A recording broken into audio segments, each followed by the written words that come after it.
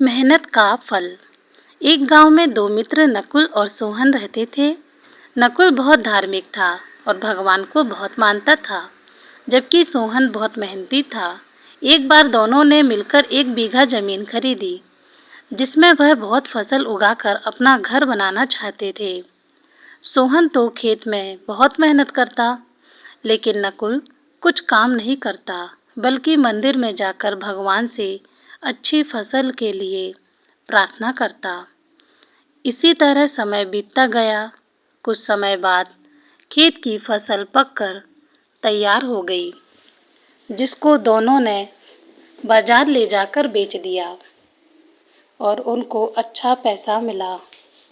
घर आकर सोहन ने नकुल को कहा कि इस धन का ज़्यादा हिस्सा मुझे मिलेगा, क्योंकि मैंने खेत में ज़्यादा मेहनत की है।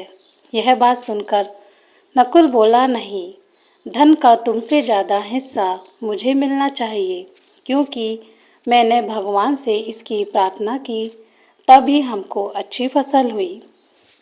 भगवान के बिना कुछ संभव नहीं है।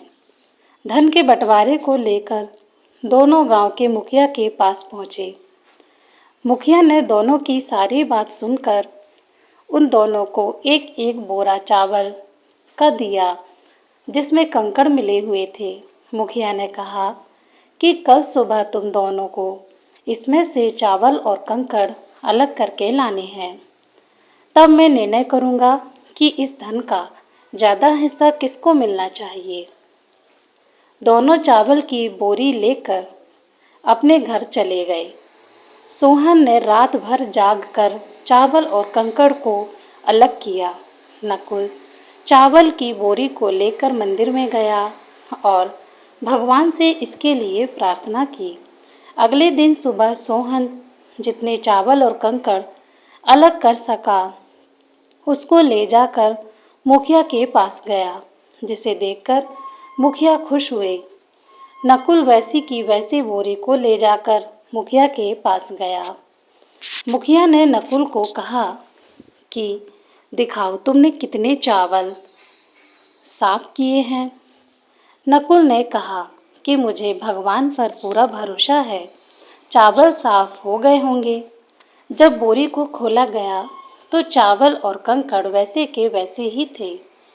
जमींदार ने नकुल को कहा कि भगवान भी तभी सहायता करते हैं जब तुम मेहनत करते हो।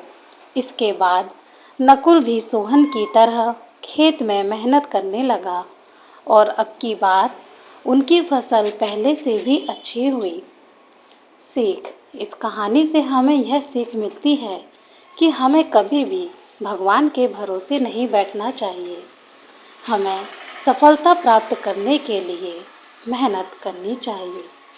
दोस्तों, यह वीडियो आपको कैसी लगी कमेंट कर ज़रूर बताएं और मेरे चैनल को सब्सक्राइब करना ना भूलें। धन्यवाद।